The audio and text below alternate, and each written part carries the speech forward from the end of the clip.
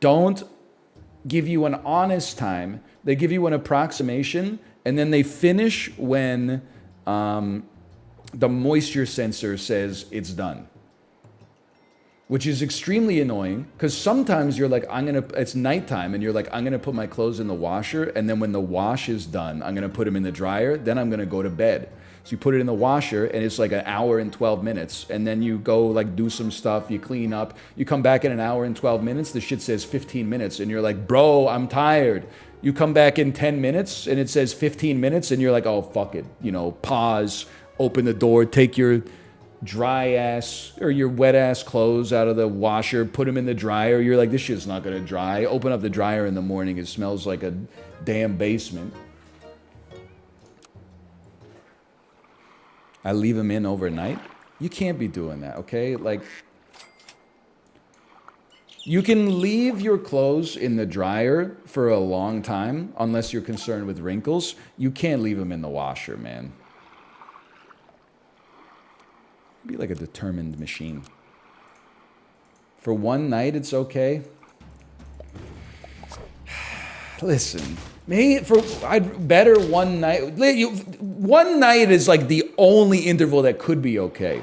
If you're leaving your damp clothes in the washer for like 2 days, and I say this, I'm using an angry voice, but I have a pure heart. You need to talk to a therapist, or you need to make a to-do list, and you need to figure out some way in order to minimize that interval. The laundry is like a 2 tasks, 1 day sort of situation, okay? You should not be starting the wash on Friday and then moving the damp clothes to the dryer on Sunday. That's nasty.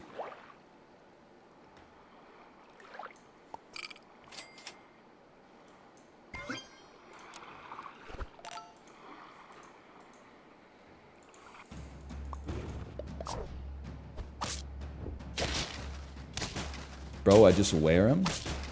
Hang on, I'm getting my ass beat. Just get a combo washer and dryer? Do those exist? Like, you can get a washer that has a dryer on top of it. You can get a washer that then becomes a dryer. They exist and they're horrible. Okay. Can I say something controversial without making everybody angry? Maybe someone that actually works with appliances can tell me if I'm just an idiot for this. Or maybe not an idiot, but if there's a factor I didn't consider. Why is it that when you have a washer and dryer stacked, the dryer always goes on top and the washer goes on bottom? To me, it makes more sense to put dry, dirty clothes into the washer on top, because the clothes are light. Then when they're heavy, after they get wet in the washer, it's easier to move them down to the dryer at the bottom. Instead of having to heave all these heavy clothes 20 inches up. The heavy water would crush it. The washer fills itself with water, so it would be mad heavy. Just build the dryer out of vibranium.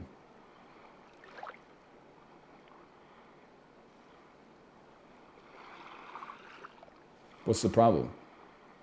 Okay, I guess that works. Just get lighter water. Just get lighter water. I don't know about you. I don't think water's that heavy. I got like a glass of it right here. Watch this.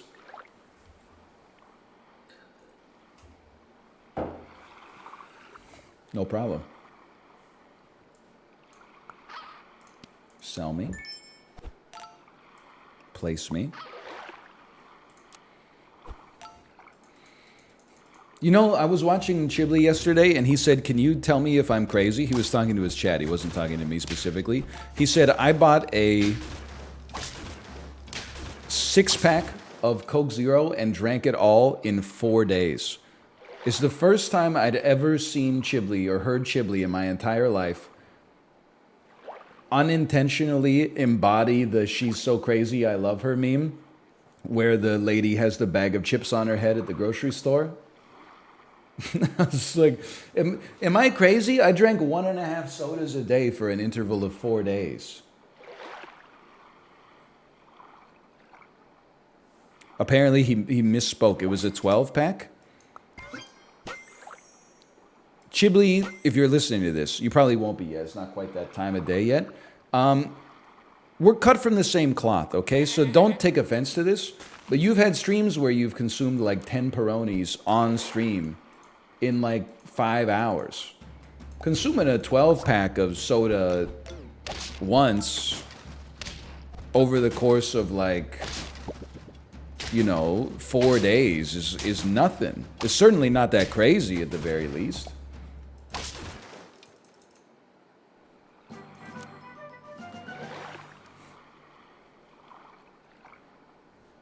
It's probably bad, but not crazy. I don't think it's that bad. I'm not a nutritionist. But I always get annoyed. People who drink like 10 beers on Friday and 12 beers on Saturday will always Google like how much sparkling water is too much. Like you're focusing your efforts, in my opinion, in the wrong domain. That's a lot of oxalate. Aren't you worried about getting a kidney stone? There's a lot of oxalate in the bubbly.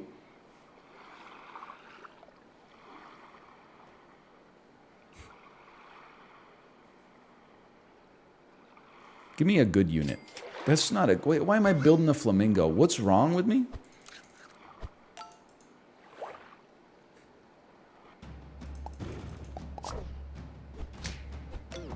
I don't even know what oxalate is. Isn't that part of the Krebs cycle?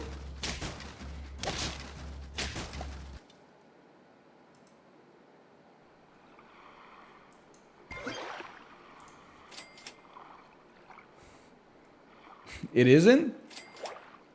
Lil bro called it the Krebs cycle. Why? When I went to school, it was called the Krebs cycle, okay? None of this oxalate acidosis nonsense. I don't know, probably Krebs got canceled for daring to suggest that the mitochondria was the powerhouse of the cell. So everyone's like, oh, we gotta change the name real quick.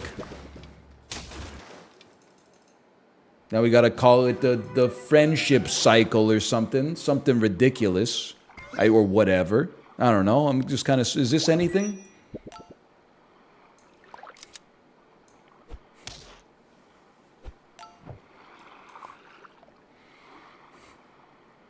He was really into eugenics. Wasn't he born in like the 1300s? I'm not saying he should be pro eugenics. I'm just saying he's like 900 years old. Get over it. So was Churchill? Yeah, and that dude was like alive in the 50s. Krebs, I don't know. He sounds like he was probably born in the 1100s. Krebs from Krebs cycle. Citric acid cycle. Either Wikipedia's gone woke. Also known as the Krebs cycle. Okay, 1 second. The Krebs cycle. Hans Krebs, biochemist. Nah, this dude died in 1981. He's been he was not born in 1100. I guess that makes sense. There's a lot of like very small chemical steps in the oxalate acidosis citric acid cycle. I'm pretty sure in the 1100s when they were like doing medicine, they probably didn't have a scanning electron microscope. I could be wrong. Let's see. Hans Krebs. Yeah. One of the most important molecular biologists of all time. Scroll down. Controversies. Personal life. How many times were you divorced, motherfucker? The University of Oxford has a building named Hans Krebs Tower. Okay. He won the Nobel Prize. Congratulations. The University of Sheffield has the Krebs Institute. There's no controversies, man. I think Krebs seems like a good dude. Krebs didn't do anything wrong. I love that for him. Isn't it crazy that Pablo Picasso was alive during the moon landing? Listen, I know this is like well-trodden territory. Pablo Picasso should have been born at the same time as Leonardo da Vinci, in my personal opinion. Because it just makes sense. What do you mean by that? In my head, Pablo Picasso and Leonardo da Vinci could have gotten lunch together.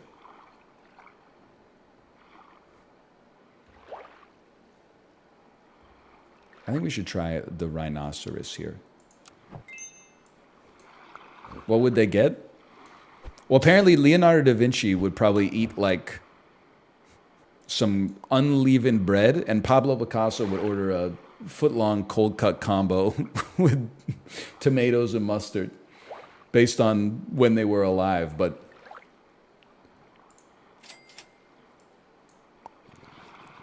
this is looking pretty good.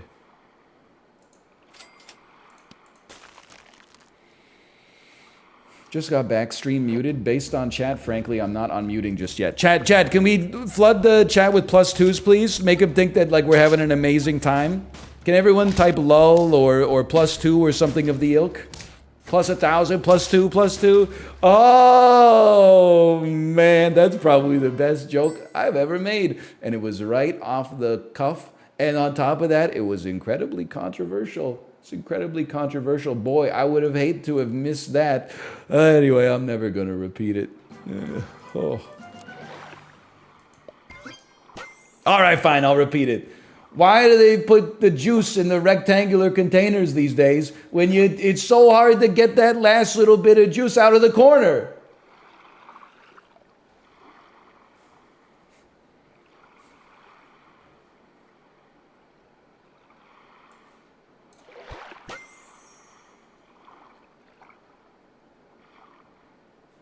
I'm just going to do the same thing I always do. I'm going to buy a dragon and buff my whole squad.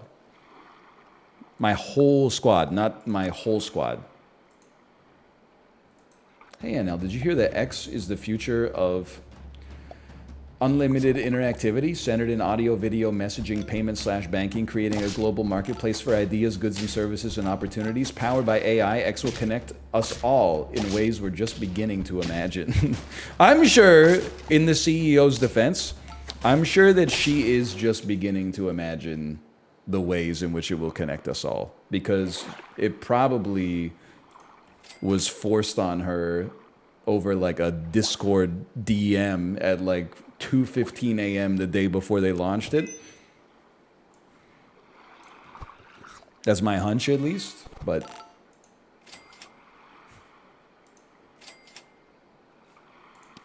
venture capitalists love that stuff, though. I think the book is out, man. It's like when the Boston Bruins found out that the secret to beating the 2011 Canucks was to shoot low blocker side on Roberto Luongo, and then also have one of your players be the son of the person in charge of handing out suspensions. Oh wait, did I say it? Did I say it?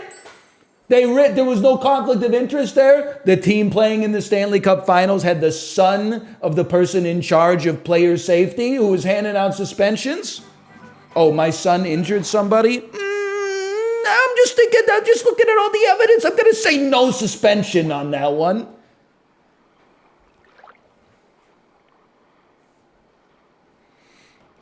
I'm over it.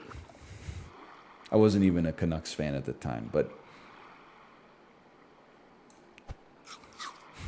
we get to thinking we should fuck shit up. Yeah, we should fucking start a riot. A riot!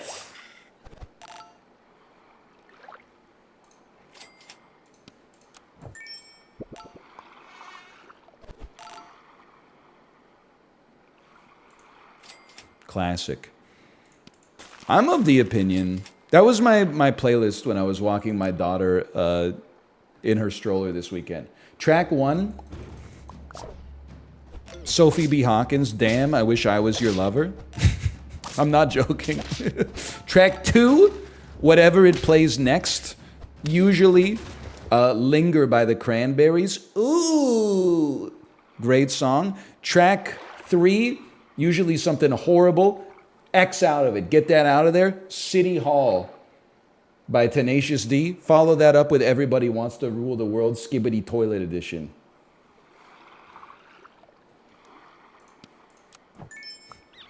I was bumping it. That's my summer playlist. Brother, what's wrong with you? What are you talking about? Damn, I Wish I Was Your Lover is an amazing song.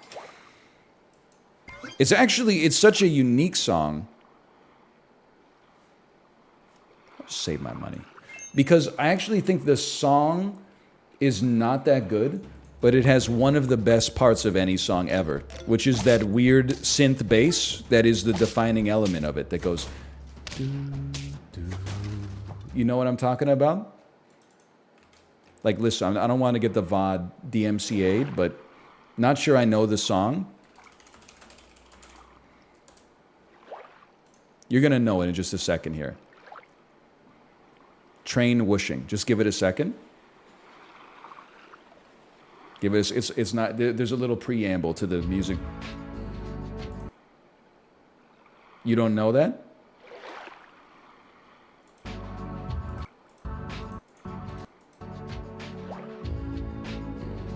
You know that. Come on.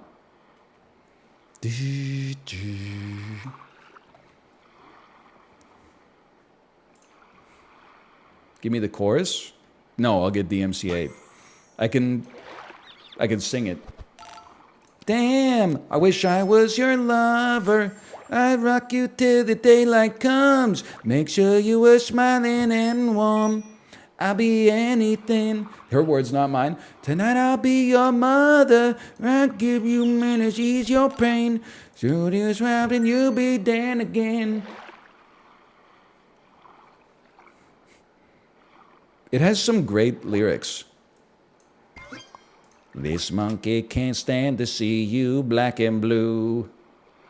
I'll give you everything each time you step inside my jungle book. Her words, not mine. She just called her Meow, the Jungle Book. Holy Mowgli. Don't say you'll stay, 'cause then you'll go away. Damn. You know, it's a good. There's a perfectly cromulent song. I would really recommend it. Honestly, this shit's pissing me off because I'm sure Gen Z is going to discover "Damn, I Wish I Was Your Lover" by Sophie B. Hawkins in like 2 years. It'll be on Stranger Things season 7, the final season, but for real this time, no takebacks. And they'll be like, "Why wasn't this song #1?" And I'll be like, "Bitch, it was, okay?" When I was like 6. But then people just, for whatever reason, they all stopped caring about Sophie B. Hawkins. Well, not me. So true. It does take place in Hawkins, Indiana, doesn't it? It makes sense. Well, we are going to lose this one. I haven't really been paying attention. I don't know if that's apparent. What's your favorite push-up variation? Nerd? You're a nerd. I would say the triangle push-up that focuses the effort more on the triceps, personally. Oh, right, I forgot about handstand push-up. Right, yeah, that's got to be my favorite. I'm doing those all the time. I'm doing one right now, actually. Man, it's crazy how much better Stegosaurus actually would have been there.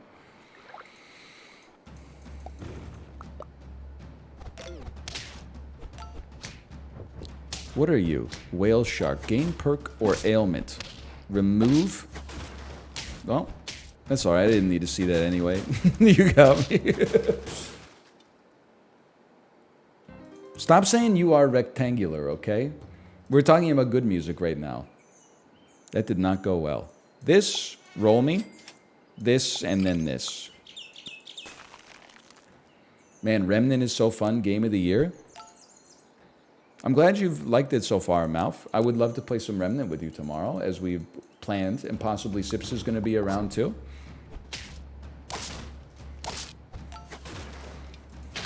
Have you played too much of it though? Are you gonna be like level 75, and I'm gonna be like level 1, and you're gonna be killing all the enemies and then taking all the loot as a result?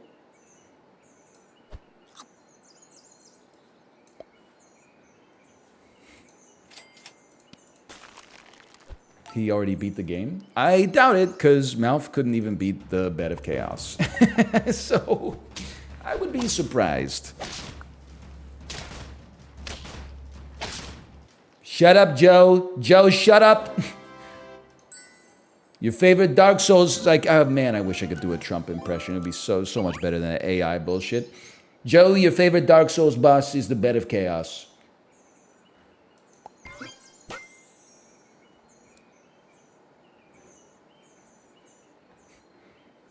Listen, Donald, it's not the Bed of Chaos, guys. Guys, my favorite Dark Souls boss is not the Bed of Chaos, okay? Come on, Jack. He loves... Sleepy Joe told me, in confidence, that he thought Dark Souls... I can't get there, man! Donald Trump suggested that Joe Biden told him in confidence that Dark Souls got better after he got the Lord Vessel. That's the joke, okay? If somebody else could do it, I don't have the time. I don't have the time to sit there in the mirror and workshop the Expendables. I love movies. My favorite movie, many people are saying The Expendables. Anchorman, did you see did you see Christopher Nolan saying that the one movie he can't stop watching if he's flipping through channels and he sees it is Talladega Nights, The Legend of Ron Burgundy? I mean, Ricky Bobby.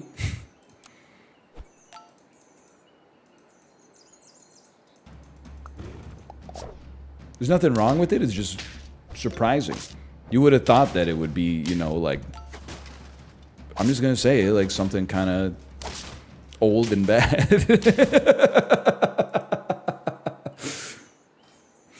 I would have thought that it would be like some Russian sci-fi movie from the 1960s. No, not Stalker, okay? Like a bad one. Solaris? No, not Solaris. Solaris is good. Not the George Clooney one. That one's bad, okay? Try to follow along.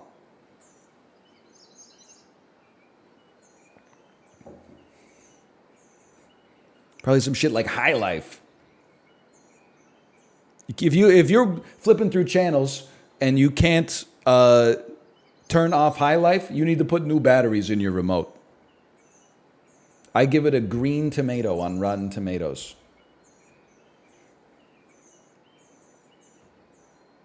Which is bad. Unlike fried green tomatoes, which definitely has a red tomato if I had to guess. Can somebody vet that for me? Can somebody go to Rotten Tomatoes and check and see if fried green tomatoes has a red tomato?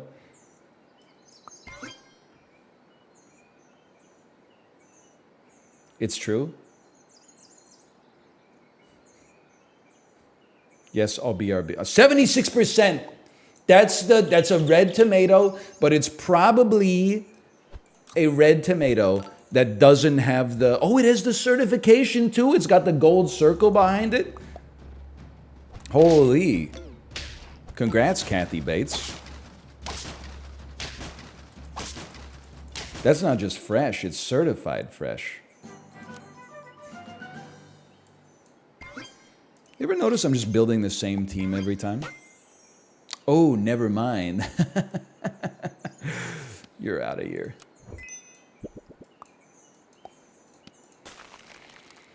Does anyone actually go to Rotten Tomatoes, or do they just share the images from it? I go to Rotten Tomatoes like once a month, just if I find myself bored.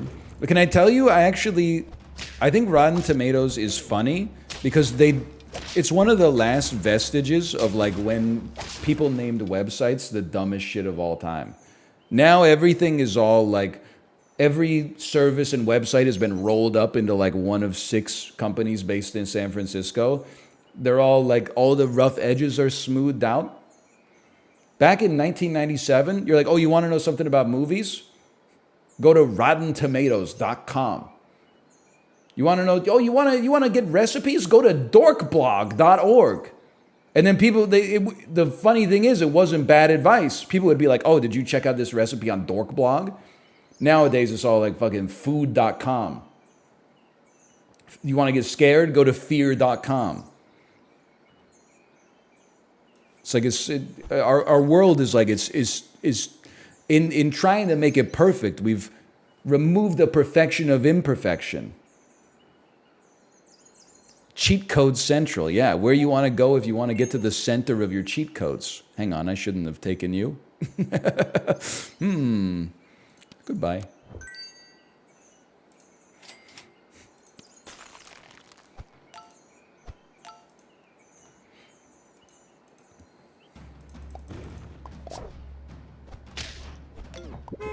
Anyway, that's all I got.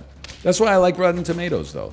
Because it's like, if you didn't know what Rotten Tomatoes was, the name of the website would be no help whatsoever. And I think that owns. A friend telling me a cheat code website was how I first got exposed to internet pornography. It's a rite of passage, baby. When I was a kid, you'd find your first Playboy in the woods. Probably your friend's dad says, listen, I'm just saying, how else could it have happened? Everybody that's around my age, or not everybody, but a lot of people have the same story about how they found pornography for the first time.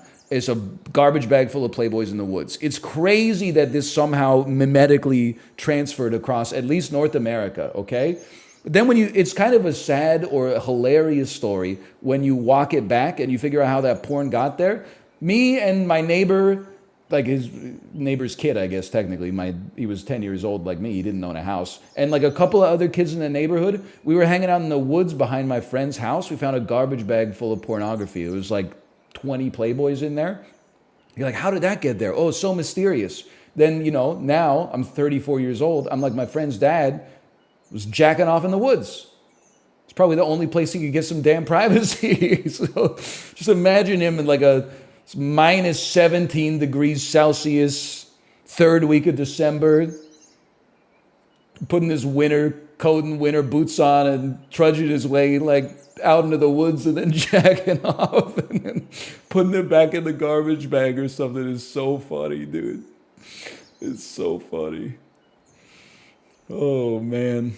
I can't even imagine what his dad thought when he couldn't find the garbage bag again. It was probably like when Josh Brolin gets the briefcase full of money in No Country for Old Men. He was just waiting for the other shoe to drop for the next 3 months. Oh, dude. There's no other way it got out there. Like, we lived in the country. Someone's dad was going out there and jerking off in the woods. I think it's going to be like a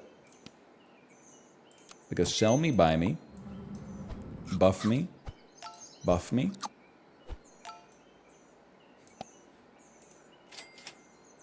Let's keep you around. Sure, why not? I don't know. Whew.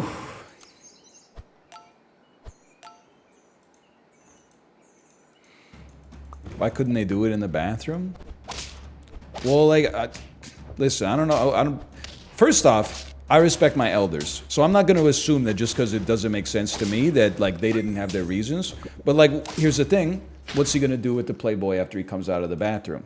So what if he JOs to the Playboy in the bathroom, and then when he comes out, his kid is standing right there, or his wife is standing right there or something. What's he going to do? He's going to do he's going to abscond with it. He's going to put it, okay, I see what you're saying. He's going to shove the Playboy into his jeans and then pull his shirt over top of it.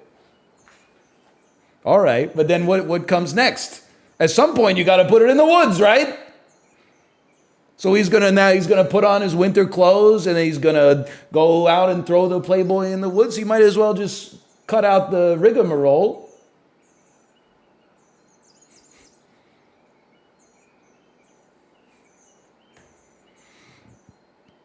Put an outdoor magazine over it. It's all well and good until, your friend's kid is like, can I poop in your bathroom? And then you forget, oh no, he's really into geocaching. Don't open the magazine.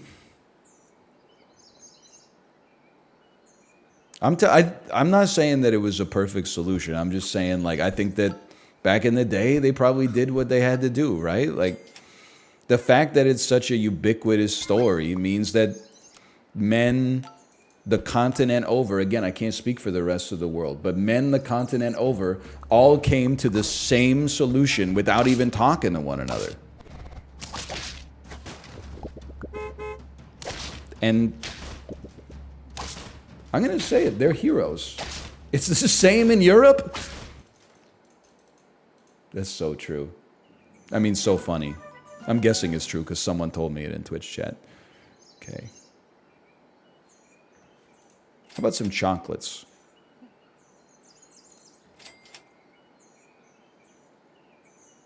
You could do something. Hear me out here. Sell me. Sell me.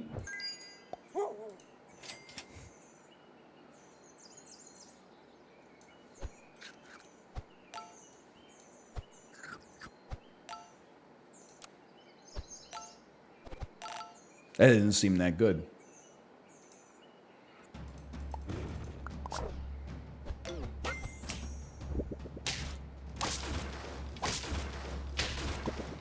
It is really funny to think that, like, if you were the clerk at a 7-Eleven in, like, 1996, you would know the fetishes of all the dads in your area code. Because they would buy the magazines, like, at the... I guess you could just get a subscription, but, like, a lot of people would probably buy magazines, like, at the store. Adult life is so funny. Like, as a kid, you're like, adults are just adults. As an adult, you're like, I don't know how to describe it, but I think you get what I'm talking about. Like, as a kid, your parents would be like, if you're ever in trouble, just find an adult you can trust, okay? Just go up to an adult and say, can you help me find my parents? I imagine if the clerk at 7-Eleven in 1996 overheard that one, and he'd be like, yeah, but not Tim's dad. He's in the... You don't want to know. Once a month, Tim's dad comes in, and I give him a black plastic bag instead of a clear one, because that stuff is indecent.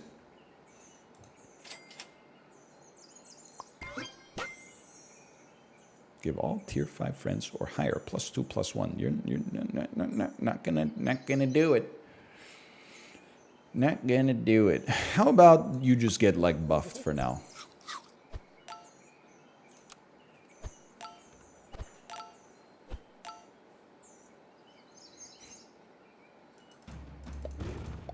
Here is your copy of Gigantic Asses. Listen. That's not that weird. But also the idea of, like, having to tell people that you work at a magazine called Gigantic Asses is really funny. That's quite humorous. Hey, hang on. Mongoose me? And then I guess I'm gonna go coconut. I'm gonna move you up and then I'm gonna sell you. Oh, you're just gonna eat it. You might as well. Now I've got Damn, I Wish I Was Your Lover stuck in my head. You're welcome, this is a great song.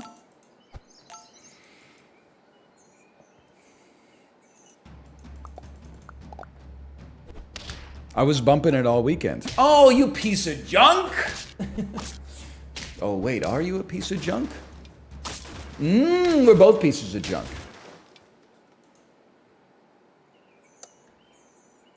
You don't even need the support anymore. Come on. Come on. This could work. Check this out. Here's a new one for you. It's a very Canadian song. Damn, I Wish I Was Your Lover is not a Canadian song. Even though it has heavy Alanis energy. It's a perfectly good song. Okay, I'm not gonna make it, man. Nah, that's hater parlance. We shouldn't be taking that because we need to. You're supposed to get bumped by the Siberian Husky. No! All right. What have I done? I've never heard of it and I'm American? Yeah, but you're probably like 22. Just take the compliment.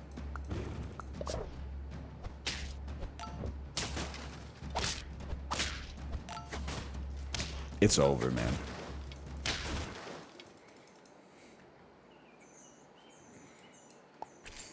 I'm feeling 22. Is that a Taylor Swift song? Because I know that one. I think our only chance is going to be like Buff.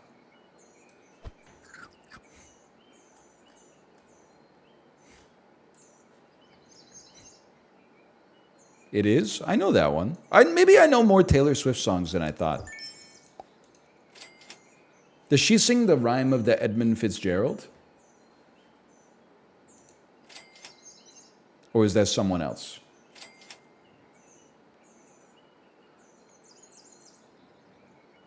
She does? OMG, she does. Okay, we need a turtle, in my personnel opinion. And then run it. Oh, but you're just going to eat the melon. Yeah, okay, that's fine.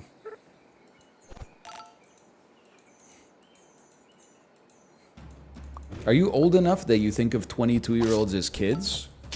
Well, like, it's kind of it's a hard question to answer. Because, like, no, they're adults. But, like,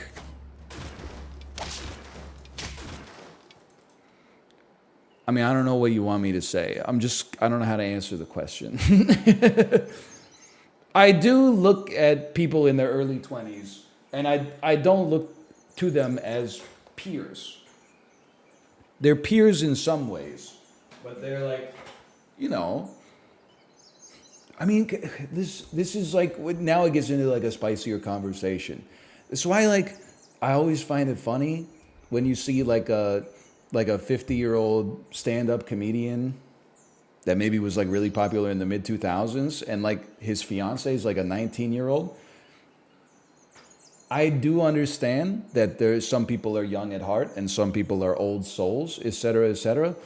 But I'm 34. The idea of like having dinner with a 19-year-old is crazy. I don't even want to have dinner with my 19-year-old self, much less a 19-year-old like stranger. We don't have any common ground. Like, it's not to say we couldn't have a conversation or whatever, but like, I think we would both be irritated. They would be like, this dude's old ass just ordered a Caesar salad. And I'd be like, what the hell? This 19-year-old kid just ordered like mozzarella sticks? We just don't, even the menu overlap doesn't exist. So the idea that like at age 55, you would be like, check it out. This is my new wife. She's 21. I'd be like, really? Like, I get it, but at the same time, like, isn't that really frustrating for both of you? Like, almost all the time? like,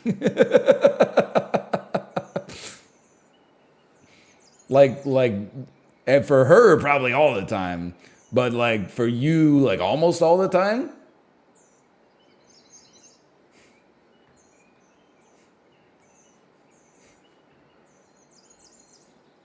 It's not that I think like, oh, if you're 21, you're annoying. You're just annoying to me. You're probably doing great in your own demographic, and I'm doing great in my own demographic. Why ruin a good thing? Like, you don't understand. I'm not, if your audience is like in their early 20s, that's fine, you know? Like, I'm not saying you're annoying. I'm just saying you would annoy me probably if we spend an extended amount of time together. It's just the way it goes.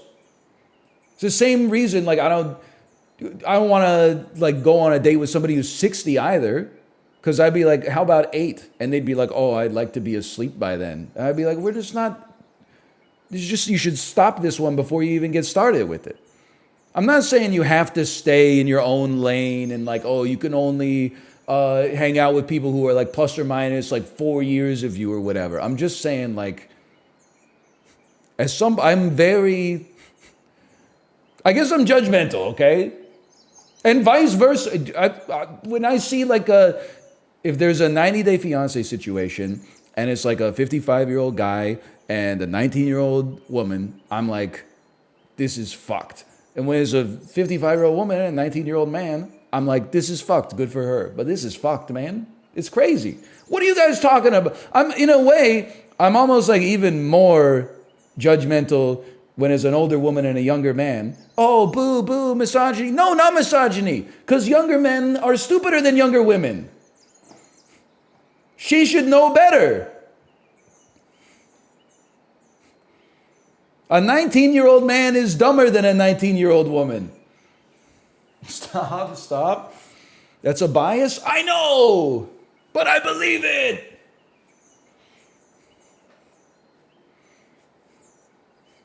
So Miss Andry's okay? Wait, is Miss Andry the one where you have a bias against men?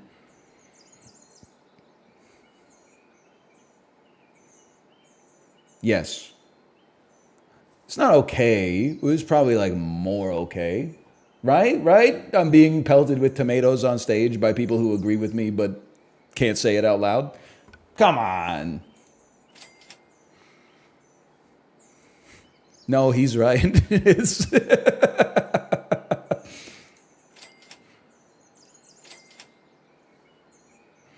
It's like when I see a bald dude with someone that has a full head of hair, shake my head. Oh, so bald people should only date each other, Melf? Is that what you're trying to? I mean, I'm not even putting words in your mouth. It seems like that's literally like what you're saying, like verbatim. That's a little messed up in my personal opinion as a bald myself.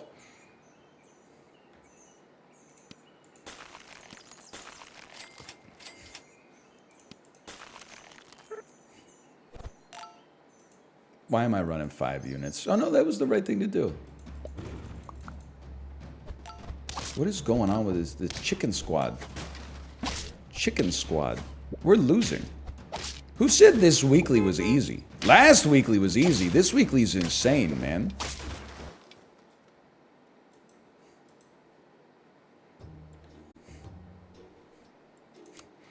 Chicken is goated?